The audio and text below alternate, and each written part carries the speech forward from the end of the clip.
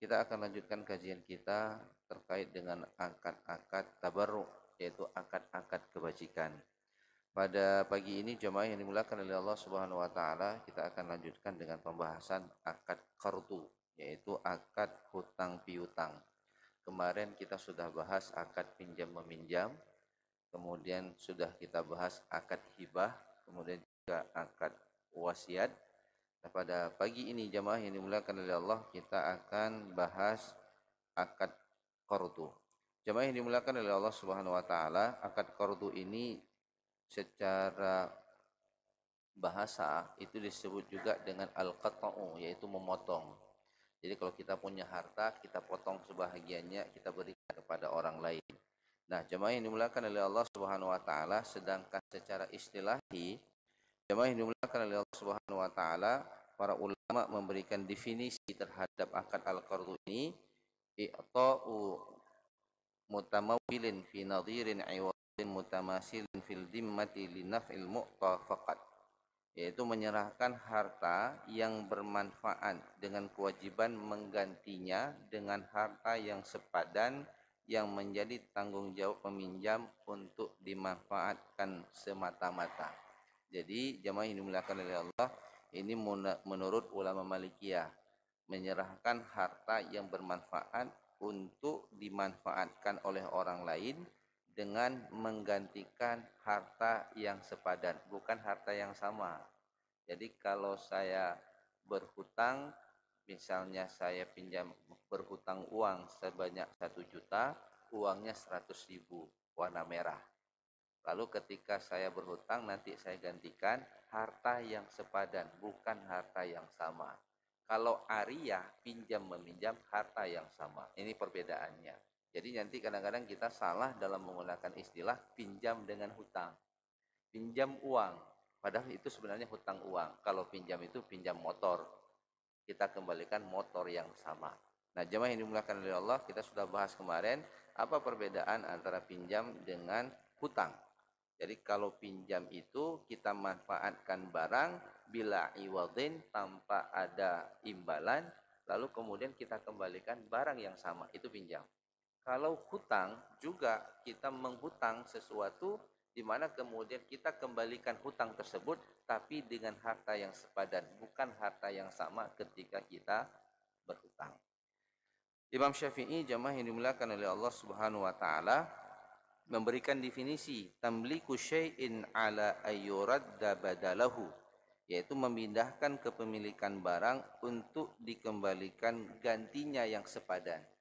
Nah, jemaah yang dimuliakan oleh Allah Subhanahu wa taala, nah di dalam kitab Al-Mu'amalah Maliyah Al-Mu'asirah kalangan Wahbah Zuhaili ada ditambah sedikit lagi makna definisi daripada akad qardu ini adalah tamliku syai'in li ghairi ala ayyuradda badalahu min ghairi ziyadah. Hampir sama dengan definisi yang diberikan oleh Imam Syafi'i, tapi ditambah sedikit, jamaah yang dimuliakan oleh Allah, min ghairi ziyadah. Nah, menyerahkan harta dengan tujuan untuk membantu dalam rangka memanfaatkan oleh penghutang ataupun penerima, kemudian dikembalikan gantinya yang sepadan. Imam Wahbah Zuhaili itu menambah sedikit lagi, min ghairin ziyadah, tanpa ada tambahan. Jadi kalau dikembalikan ada tambahan, itu menjadi riba. Jadi kalau saya berhutang sama bapak 1 juta, saya kembalikan sepadan yaitu 1 juta juga, walaupun uangnya berubah, nomor serinya berubah, tapi ada tambahan 200.000, maka 200.000 ini jemaah yang dimuliakan oleh Allah Subhanahu wa taala masuk dalam kategori riba. Nah, jemaah yang dimuliakan oleh Allah Subhanahu wa taala, apa landasannya? Cukup banyak firman Allah Subhanahu wa taala yang menyuruh kita untuk saling tolong menolong dalam bab hutang piutang ini. Jadi pure bahwa akad al-qardu ini akad tolong menolong dan itu hukumnya boleh. Allah Subhanahu wa taala di dalam Al-Qur'an, di dalam surah Al-Baqarah ayat 245, Allah Subhanahu wa taala berfirman, "Man dzalladzi yuqridullah qardan hasana fayudha'ifahu lahu adha'afan katsirah." Barang siapa yang meminjamkan kepada Allah dengan pinjaman kebajikan, dengan hutang yang mengandung unsur kebajikan, maknanya bila iwadin, tidak ada imbalan, tidak ada ghairi ziyadah, tidak ada penambahan, maka Allah Subhanahu wa taala mengatakan akan melipat gandakan harta tersebut untuknya dan baginya pahala yang mulia. Jadi jamaah yang dimuliakan oleh Allah, hutang piutang itu sebenarnya akad tolong menolong. Orang punya kebutuhan tapi tidak bisa memenuhinya, lalu dia berhutang. Maka mereka yang memberikan hutang, jemaah yang dimuliakan oleh Allah Subhanahu wa taala, Allah janjikan hartanya akan dilipat gandakan dan dia akan diberikan pahala yang besar. Dalam surah yang lain Al-Hadid 57, Allah Subhanahu wa taala juga senada mengatakan, man dzalladzi yuqridullah qardan hasanan fayudha'ifahu lahu wa lahu ajrun karim. Jadi jemaah yang dimuliakan oleh Allah, Allah mengatakan barang siapa yang mau meminjamkan kepada Allah pinjaman kebaikan atau hutang dalam makna qardun. Kalau kita pakai pinjaman itu ariyah, kemarin kita sudah bahas, tapi kadang-kadang di masyarakat kita pinjam dengan hutang itu bahasanya hampir sama. Hurufnya hampir seperti itu. Nah, maka Allah Subhanahu wa taala akan melipat gandakan pinjaman ataupun hutang untuknya dan dia akan memperoleh banyak pahala. Di dalam hadis Rasulullah sallallahu alaihi wasallam mengatakan, "Ma min muslim yukridu musliman marrataini illa kana qasadaqatin marrah." Barang siapa seorang muslim memberikan hutang kepada seorang muslim lainnya dua kali. Jadi dua kali dikasih hutang, maka dia ibarat melaksanakan sedekah satu kali. Jadi dua kali saya kasih hutang kepada orang, maka ibarat saya sudah memberikan sedekah satu kali. Di hadis yang lain, tidak di dalam buku ini, Rasulullah SAW mengatakan barang siapa yang memberikan hutang, dia sebenarnya mendapatkan dua pahala. Pahala yang pertama adalah dia pahala membantu, dan pahala yang kedua, jemaah yang dimuliakan oleh Allah, hartanya itu tidak hilang. Karena hutang itu wajib dikembalikan. Beda dengan kita bersedekah. Bersedekah, jemaah yang dimuliakan oleh Allah Subhanahu wa taala, ya kita membantu juga dapat pahala sedekah, tapi harta kita itu tidak balik lagi. Nah, jemaah yang dimuliakan oleh Allah, nah dalam masalah harta qardu ini, jemaah yang dimuliakan oleh Allah Subhanahu wa taala, di sini ada sedikit tikungan, ada sedikit pemahaman yang harus kita bangun. Nah, jemaah yang dimuliakan oleh Allah, ini kaitannya dengan harta-harta yang masuk kategori ribawi. Nah, harta-harta atau disebut dengan al-amwal al-ribawiyat, yaitu harta-harta yang masuk dalam kategori harta ribawi, maka hutang piutangnya ini kita harus berhati-hati. Hadisnya hadis Bukhari, jemaah yang dimuliakan oleh Allah Subhanahu wa taala, az-zahab bil-zahab wal fiddah bil-fiddah dan seterusnya, bahwa emas dengan emas, perak dengan perak, gandum dengan gandum, kemudian kurma dengan kurma, garam dengan garam, kemudian satu lagi albur. Ini bir ini macam biji-bijian. Apabila dia dipertukarkan atau diperdagangkan, harus dilakukan yadan biyadin waqtan biwaqtin, cash and carry. Tidak boleh ada delay payment, pembayaran yang tertunda. Nah, jemaah yang dimuliakan oleh Allah, jadi harta ribawi ini ada 6. Harta ribawi ini yang 6 ini kita kategorikan menjadi 2 klaster untuk memudahkan pemahaman. Klaster pertama, jemaah yang dimuliakan oleh Allah, disebut dengan klaster samawiyah, taman, yaitu harga ataupun uang, yaitu emas dengan perak. Kemudian yang kedua, klaster at'imah, makanan. Apa dia? Gandum, kemudian bir, itu biji-bijian, kemudian kurma dan garam. Nah, saya ingin jelaskan secara sederhana, jemaah yang dimuliakan oleh Allah, ketika ini terjadi pertukaran, apabila pertukaran dengan sesama jenis, maka harus ukurannya sama, kilonya sama, dan dilakukan, tidak boleh ditunda.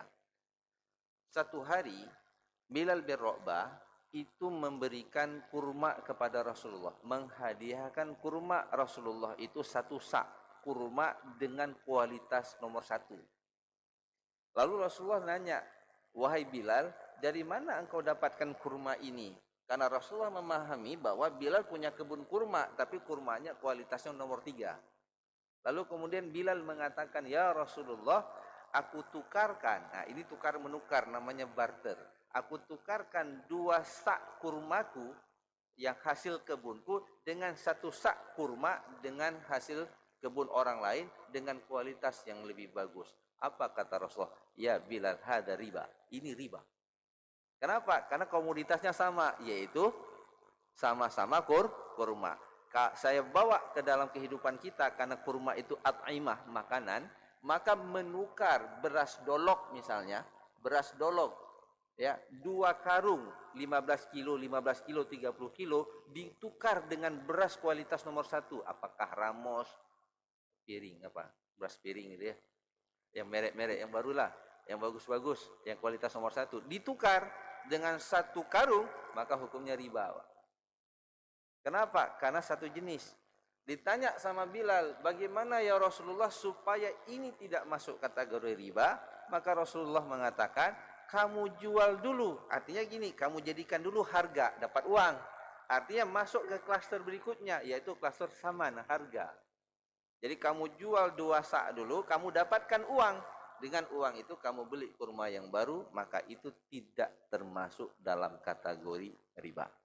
Nah, jemaah yang dimuliakan oleh Allah Subhanahu wa taala, ini al-amwal al-ribawiyah ini, jemaah yang dimuliakan oleh Allah, harta-harta yang ribawiyah ini apabila diperhutangkan. Nah, ini diperhutangkan. Contoh, jemaah yang dimuliakan oleh Allah Subhanahu wa taala, misalnya bapak atau ibu punya emas dan perak ya dengan kualitas manyam ataupun karat tertentu, 10 manyam dengan 24 karat.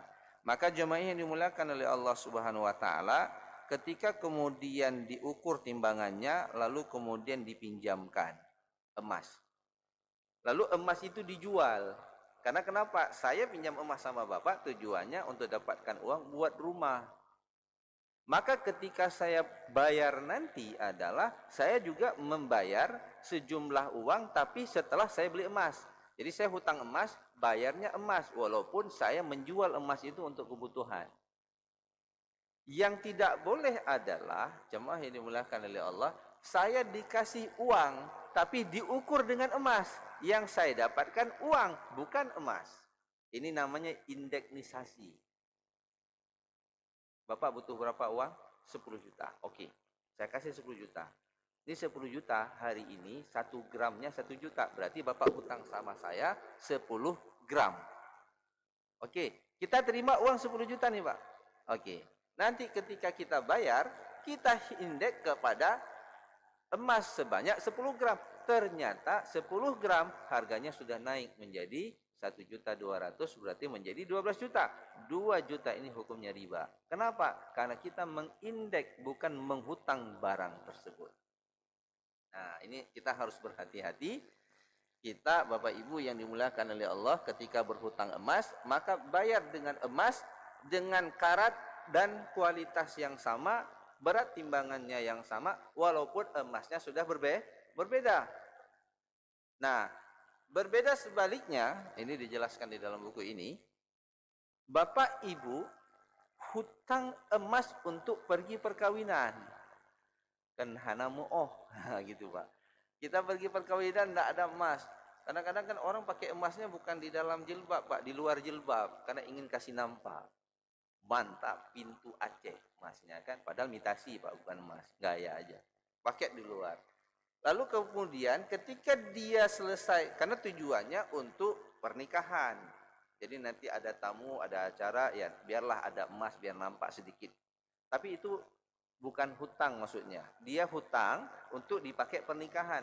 Lalu setelah pernikahan selesai, dikembalikan emas yang sama. Itu namanya pinjam meminjam. Bukan hutang piutang. Itu yang ingin saya jelaskan. Itu perbedaannya. Nah, jemaah yang dimuliakan oleh Allah Subhanahu wa taala, jadi kalau hutang emas, bayar emas. Kalau hutang makanan, bayar makanan. Dan tidak boleh ada aziyadah, penambahan, walaupun waktunya bertambah. Kenapa? Karena akad ini adalah akad tabarruk yang disebut dengan akad kebajikan. Nah, jemaah yang dimuliakan oleh Allah Subhanahu wa taala, yang terakhir sedikit lagi yang ingin saya jelaskan kepada jemaah yang dimuliakan oleh Allah Subhanahu wa taala, bahwa ada beberapa dawabit, parameter, alat ukur jamaah yang dimuliakan oleh Allah Subhanahu wa taala mengenai syarat dan larangan ketika seseorang itu terlibat dalam hutang piutang. Nah, jamaah yang dimuliakan oleh Allah Subhanahu wa taala, yang pertama jamaah yang dimuliakan oleh Allah Subhanahu wa taala, harta yang boleh dijadikan objek hutang piutang adalah harta yang ada padanannya, Pak. Artinya kalau kita ganti ada dia. Nah, kalau harta itu istihlaki, rusak, Pak, dan itu tidak ada produk nomor 2-nya ataupun harta sepadan, maka ini tidak bisa dijadikan hutang piutang, Pak. Misalnya begini, kita punya barang yang itu limited edition, yang hanya dikeluarkan satu kali saja. Kita hutang nanti diganti, itu sulit Pak untuk berganti yang sepadan dengan itu karena tidak ada edisi berikutnya yang sama seperti itu. Maka ini tidak boleh dihutang piutangkan karena nanti orang berhutang tidak akan mampu untuk membayar. Nah, itu yang pertama. Nah, kemudian jemaah yang dimuliakan, jadi hutang piutang itu ada padanannya, bisa dikira, bisa ditimbang supaya ada kejelasan. Nah, yang kedua, jemaah yang dimuliakan oleh Allah Subhanahu wa taala, personalia akad. Apa yang dimaksud dengan personalia akad itu? Mukrid, yaitu orang yang berhutang itu memiliki kemampuan untuk melakukan akad dan dia bisa memiliki barang tersebut. Jadi memang orang yang berhutang adalah mereka yang sanggup untuk melunasi hutang. Jangan ada keinginan berhutang untuk tidak bayar. Ini nanti ada pembahasan khusus jemaah yang dimuliakan oleh Allah tentang adab dan etika berhutang. Jangan sampai nanti kita memang tidak ingin membayar ataupun kemudian kita berhutang tapi kita sendiri yakin kalau saya berhutang ini saya pasti nggak sanggup bayar. Urusan kita panjang Pak, masa hutang piutang ini sampai nanti di yaumil qiyamah. Maka jangan pernah berhutang kalau secara kemampuan kita tidak sanggup untuk membayarnya. Kemudian jemaah yang dimuliakan oleh Allah Subhanahu wa taala, parameter yang ketiga, pengambilan manfaat ini untuk orang yang memberikan hutang piutang. Dia ambil manfaat dari hutang piutang tersebut, maka jemaah yang dimuliakan oleh Allah Subhanahu wa taala hukumnya haram. Kullu qardin, setiap hutang piutang jarra manfaatan fahuwa riba, yang dia mengambil manfaat termasuk dari hutang piutang tersebut, maka hukumnya riba. Jemaah yang dimuliakan oleh Allah Subhanahu wa taala, adapun imbalan ketika saya berhutang, lalu ketika saya membayar hutang saya lebihkan, maka itu dibolehkan selama itu tidak disyaratkan. Ini parameternya. Jadi begini, saya berhutang sama Bapak, harga dengan hutang 10 juta. Ketika saya bayar 12 juta. Maka Bapak boleh menerima itu sebagai rasa tanda terima kasih. Kenapa? Karena Rasulullah sallallahu alaihi wasallam mengatakan, "Inna khairukum ahsanukum qada." Sebaik-baik di antara kamu adalah orang yang memberi imbalan pada saat dia membayar hutang dengan syarat tidak dipersyaratkan di awal. Nah, jemaah yang dimuliakan oleh Allah, dia sudah berpahala kasih bantuan kepada kita dalam bentuk hutang. Maka kita juga sebagai seorang muslim harus berfikir memberikan kebaikan kepada orang yang sudah memberikan piutang kepada kita. Ya kan? Dengan cara melebihkan. Tapi yang hari ini terjadi berbeda, Pak. Kita minta tolong sama orang dengan hutang, habis itu kita pula tidak bayar. Ini terlalu namanya. Jadi ini menjadi kebiasaan dalam masyarakat kita. Nah, mudah-mudahan jemaah yang dimuliakan oleh Allah Subhanahu wa taala, akad qardu yang dibolehkan di dalam syariat, yang pertama tadi, kita berhutang, kita punya niat dan punya kemampuan untuk membayarnya. Lalu ketika kita berhutang, bukan barang yang memang spesial, yang tidak ada padanannya. Kalau nggak ada padanannya, ya susah kita untuk membayarnya. Dan yang ketiga, kalau berhutang tidak boleh ada persyaratan untuk melebihkannya ketika dia membayar. Tapi sebaliknya, kalau tidak disyaratkan, lalu kita membayar lebih, maka kita adalah orang yang terbaik dalam menyelesaikan hutang sebagaimana yang dikatakan oleh Rasulullah SAW. Nah, mudah-mudahan jemaah yang dimuliakan oleh Allah, ini akad-akad kebaikan yang ada di dalam syariat. Mudah-mudahan akad ini bisa kita manfaatkan untuk mendulang pahala dari sisi Allah Subhanahu wa taala. Hadanallahu wa iyyakum ajmain wallahu muwaffiq ila aqwamit thoriq. Assalamualaikum warahmatullahi